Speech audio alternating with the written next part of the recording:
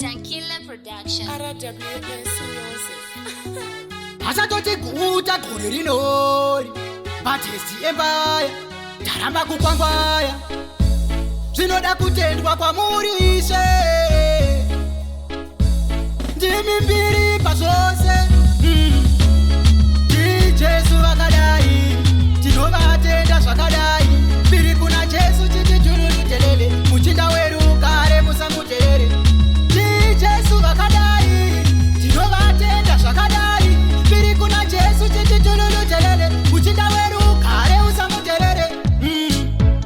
kuna matanda iti baba kukaura ishe zvamakauya kwandiri makansarura posisi makataura naye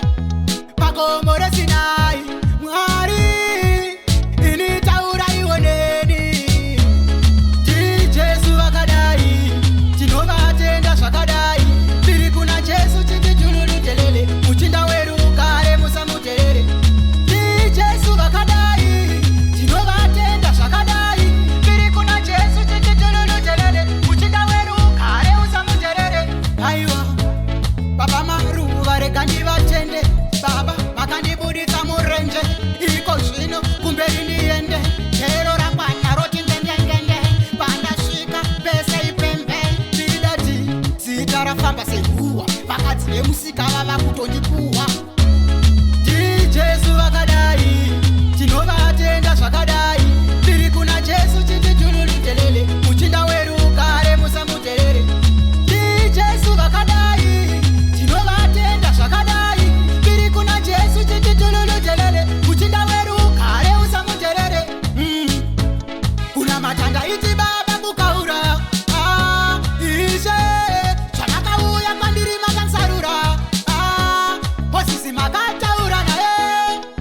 pagomo reSinai Mwari ini taura ioneni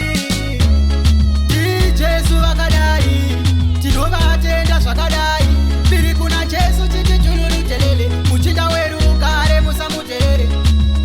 Jesu vakadai tinovatenda zvakadai mbiri kuna Jesu tititurutelele muchinda weru kare usamuterere aiwa